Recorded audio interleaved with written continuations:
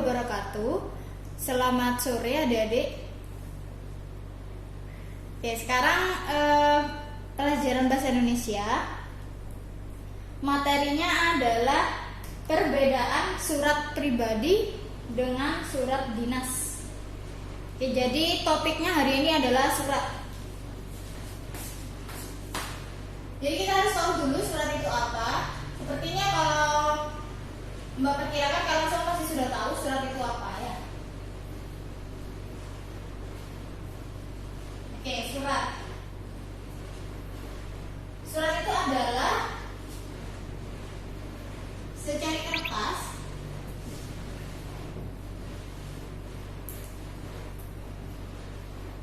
dan sebagainya. Jadi tidak hanya kertas ya, karena sekarang ada surat elektronik, jadi bisa berupa elektronik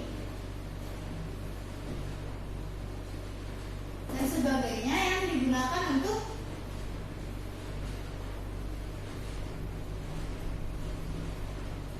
berkomunikasi. Berkomunikasi dengan siapa? Dengan pihak lain. Nah, secara umum surat itu dibagi menjadi dua. Jadi surat itu dibagi menjadi dua. Apa? Ya, seperti yang akan kita bahas sekarang. Dibagi menjadi surat pribadi dengan surat dinas atau ini surat resmi. Oke. Nah, sekarang kita bahas dulu yang pertama, surat pribadi. Di era sekarang mungkin sudah jarang kalian kalau akan berkomunikasi dengan teman, dengan kerabat atau dengan keluarga yang jauh. Itu sudah jarang sekali kalau mau menggunakan surat pribadi. Pasti biasanya kita sekarang karena sudah di era modern, kan lebih memilih untuk berkomunikasi lewat sosial media ya, atau lewat telepon. Tapi kita nggak ada soalnya sekarang membahas ya. Nah, surat pribadi ini itu pengertiannya apa?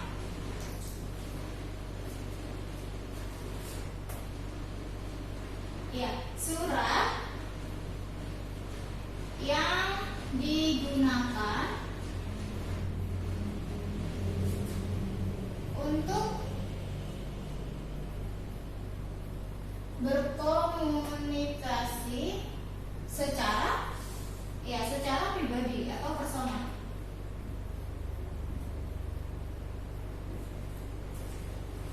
Secara pribadi. Nah, surat pribadi ini, entah surat pribadi atau surat dinas, dia memiliki sifat-sifat tertentu.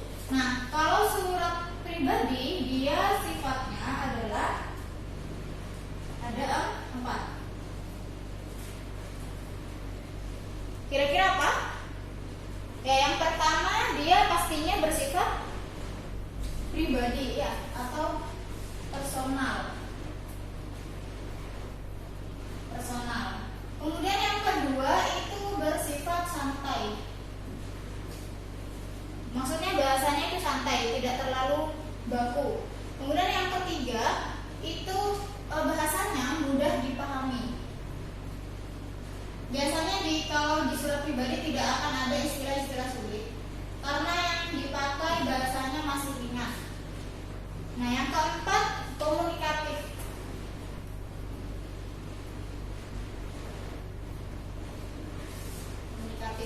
Nah, selain sifat antara surat pribadi dan surat dinas itu juga memiliki unsur. Unsur yang seperti apa? Nah, unsur-unsur dari surat pribadi itu dibagi menjadi ada 6. Oke, yang pertama itu ada tempat, tanggal, dan penulisan surat ya. Bagi kalian yang pernah menulis surat pasti sudah tahu ada tempat, tanggal, dan alamat tanggal penulisan surat.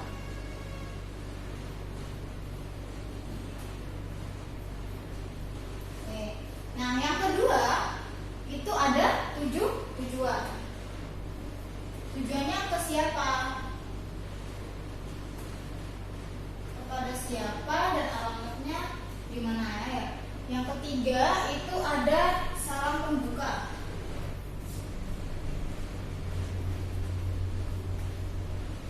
Salam pembuka. Salam pembuka. Kemudian yang keempat itu ada isi.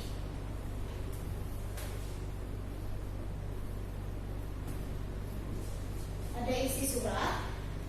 Kemudian yang kelima salam penutup.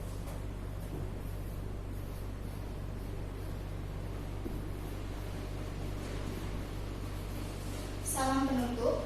Kemudian yang terakhir itu identitas penulis surat.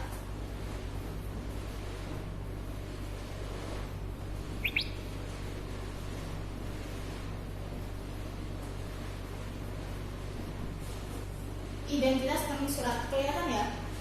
Ya, kelihatan. Jadi ini adalah unsur-unsur dari surat pribadi. Nah, kemudian selain dari sifat unsur, dia punya ciri kebahasaan.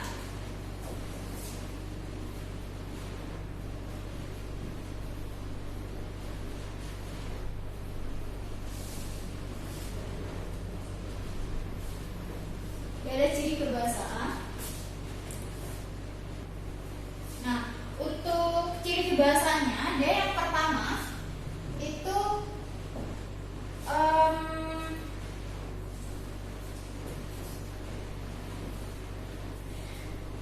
ada kata sapaan pribadi.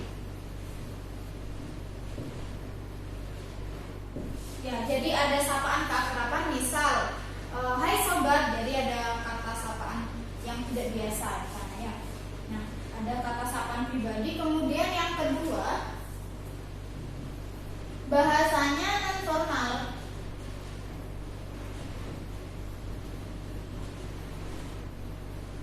Bahasanya non formal, tetapi dia tetap santun.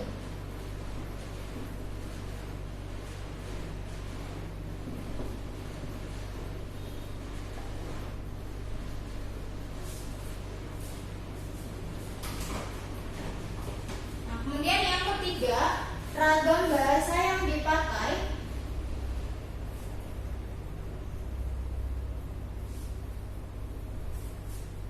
Yang dipakai itu bebas. Jadi maksudnya di sini ragam bahasa dia bisa pakai aku, kamu, atau kata-kata yang tidak baku. Jadi bisa digunakan di surat pribadi. Nah, itu adalah materi tentang surat pribadi. Sekarang kita beralih ke surat dinas, biar kita tahu perbedaannya itu apa antara keduanya.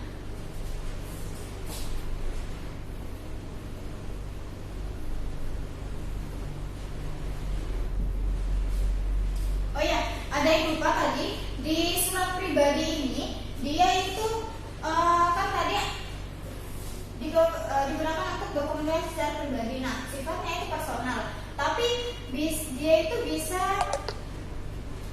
dikirim ke dua ya, tidak hanya personal ke personal atau individu ke individu lainnya, tapi dia itu juga bisa ke instansi lain. Nah, jadi kalau yang pertama, kalau dia ke antara personal ke personal, maka dia contohnya semisal surat kepada sahabat. Nah, tapi kalau antara personal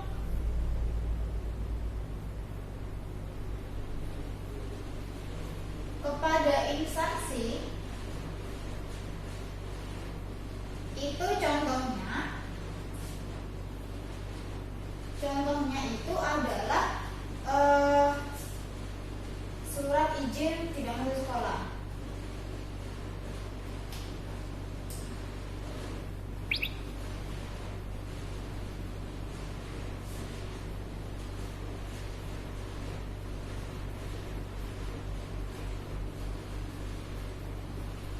Ya. Oke. Kita lanjutkan ke surat dinas.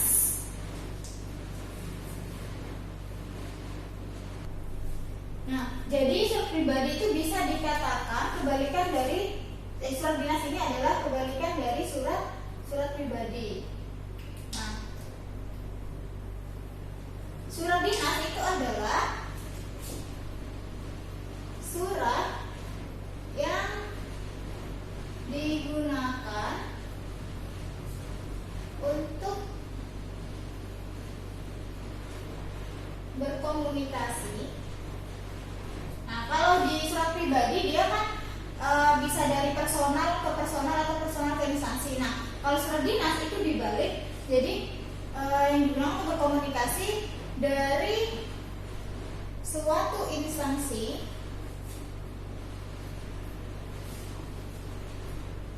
kepada perseorangan atau kepada instansi lain mengenai kedinasan.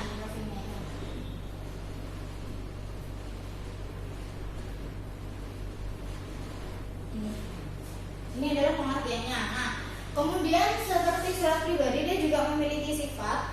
Nah, sifatnya itu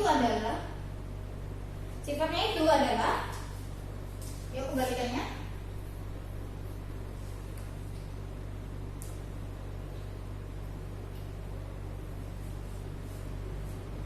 Ada 3.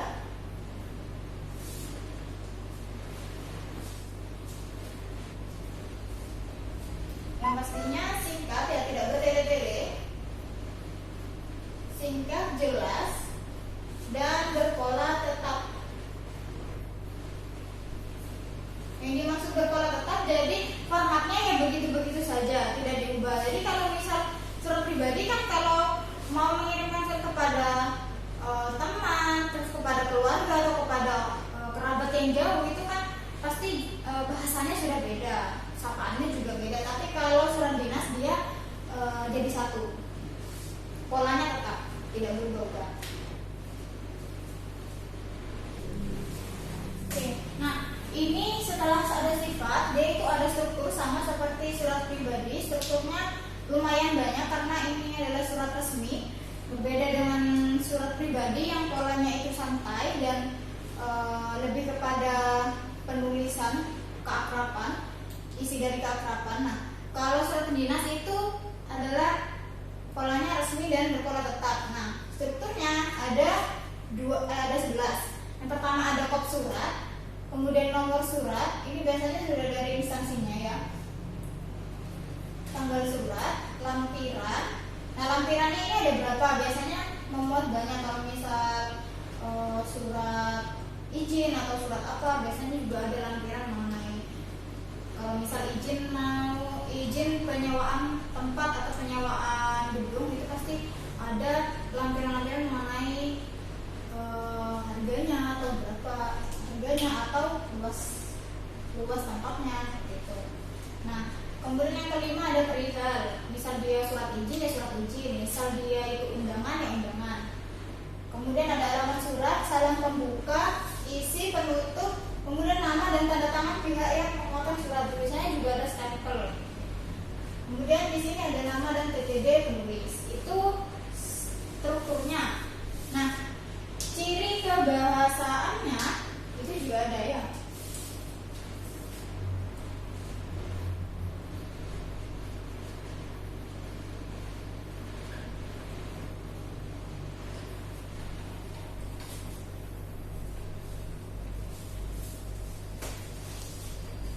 Ciri kebahasaannya itu cuma ada 2, yaitu pertama kata sapaannya itu tidak bersifat pribadi.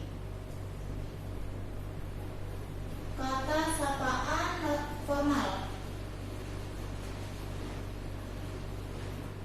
Kemudian yang kedua itu ragam bahasanya baku. Jadi kebalikannya dari yang tadi.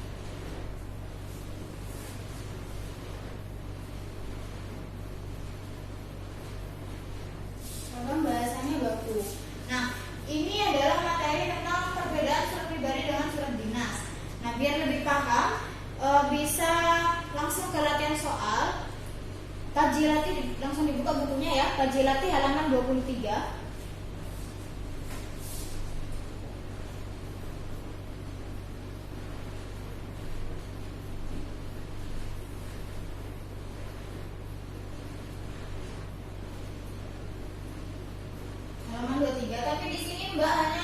memilih beberapa soal, yaitu ada 6 soal yang akan dibahas.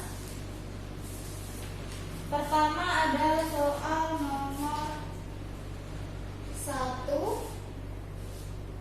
2, 17, kemudian 18, 20 dan 21. Nah, bisa langsung adik-adik dibuka dan bisa dijawab dulu sendiri. Nanti kita cocokkan jawabannya setelah membahas. Oke, nomor 1 kita baca dulu. Nah, di situ itu ada surat pribadi ya. Nah, YTS Gemilang, Jalan Y Sudarso 37 Surabaya, salam kangen titik. Di Banyumas aku juga dalam keadaan segar dan sehat. Setelah 2 bulan aku pindah ke Banyumas, kamu tidak pernah berlibur. Sibuk dengan tugas sekolah ya. Aku ingin sekali bisa berbagi cerita seperti dulu. Nah, kemudian pertanyaannya adalah kalimat pembuka yang tepat untuk mengawali surat pribadi tersebut adalah, nah, coba dilihat yang kalimat setelah dari titik-titik itu kan, di Banyumas aku juga dalam keadaan segar dan sehat. Berarti otomatis pertanyaan kalimat yang sebelumnya dia membahas tentang kabar. Jadi yang A bukan, yang B bukan, yang C dengan direction aku akan mengabarkan keadaanku sehat-sehat saja. Yang D, hai apa kabar Bung, bagaimana kabar Bapak dan Ibu di sana, aku berharap sehat-sehat selalu. Nah, yang paling tepat adalah yang D. Kemudian langsung ke nomor 2, itu beralih ke surat resmi ya. Nah, yang ditanyakan adalah atas kehadiran rekan-rekan saya mengucapkan terima kasih. Kalimat yang tepat untuk mengisi bagian awal surat dinas tersebut. Nah, setelah dengan hormat rekan-rekan pengurus OSIS SMP Selayang Pandang untuk menghadiri acara rapat yang diselenggarakan pada Nah, ini berarti surat undangan ya. Kalimat yang tepat untuk mengisi bagian awal. Kira-kira yang mana? Coba kita masukkan dari yang A. Yang A itu kami mengharapkan kesediaan rekan-rekan pengurus OSIS SMP Selayang Pandang untuk menghadiri acara. Ya sebenarnya tepat ya. Coba kita lihat yang B. Harapan kami bahwa rekan-rekan pengurus masih mengharap ya. Jadi kurang tepat. Yang C, untuk menghadiri acara rekan-rekan pengurus SMP Selayang Pandang untuk enggak jelas ya. Yang D, dengan segala senang hati rekan-rekan pengurus OSIS SMP untuk menghadiri juga tidak tepat. Jadi yang paling tepat adalah yang A. Oke, langsung ke nomor 17. Nah, itu ada surat di atas. Perhatikan surat paragraf. Nah, ada nomor 1 nih. Kalau dari ada nomor suratnya, juga ada perihalnya. Ini surat dinas ya. Nah, untuk nomor 17, perhatikan nomor 1. Nah, tanggal surat yang tepat untuk mengisi nomor 1 pada surat tersebut adalah, nah, tadi kan kalau pemberian tanggal surat, maka dia juga ada tempatnya. Ya. Yang ada tempatnya itu antara B dan D. Coba Jakarta 12 November 2017. Yang D Jakarta 12 November. Yang baku yang mana antara November sama November? Yang D. November. Langsung ke nomor berapa? 18. Nah, 18 ini yang ditanyakan nomor 2. Teksnya tetap yang di atas, isi suratnya. Isi surat yang tepat untuk mengisi bagian rumpang 2 pada surat tersebut adalah, nah, perbedaan antara A, B, C, dan D itu adalah apanya? Ya, acaranya. Ya. Nah, sedangkan kita lihat di atas, itu perihalnya adalah undangan. Otomatis apa?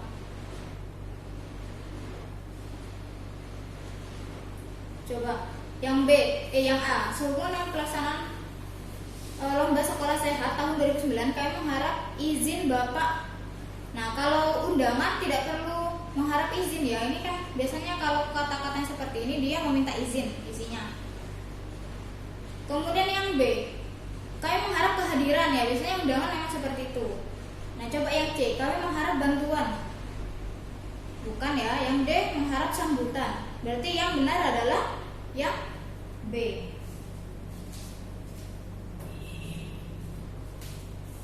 Nah, langsung ke nomor 20. Nah, penulisan alamat tujuan surat izin yang tepat adalah. Nah, yang salah itu dari atas adalah ada kepada, ada yang terhormat, kemudian ada Bapak. Nah, yang paling efektif itu kalau ada yang terhormat tidak usah kepada ya. Jadi antara C dan D.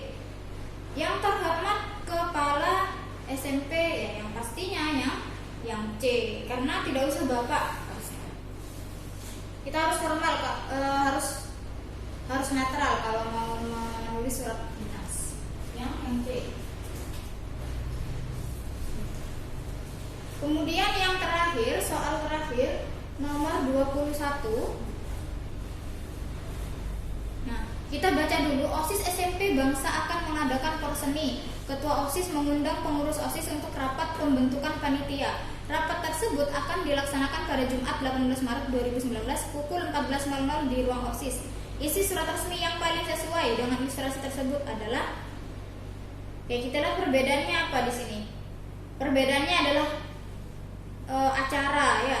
Kita lihat di atas itu acaranya adalah apa?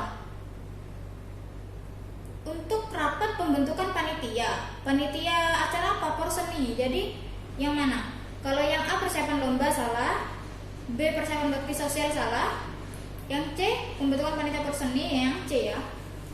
Oke, jawabannya yang C. Oke, kalau sampai ini sudah selesai materinya, misal ada mengerjakan dari soal nomor 1 sampai selesai tentang surat pribadi dan surat dinas ini ada yang belum paham selain nomor-nomor soal yang kita bahas, yang Mbak bahas, maka bisa langsung chat di WA grupnya. Jadi nanti selama masa waktu KBM-nya masih ada, kita bahas bareng-bareng. Mbak-mbaknya akan membantu kalian ya. Oke. Kalau tidak ada yang tanya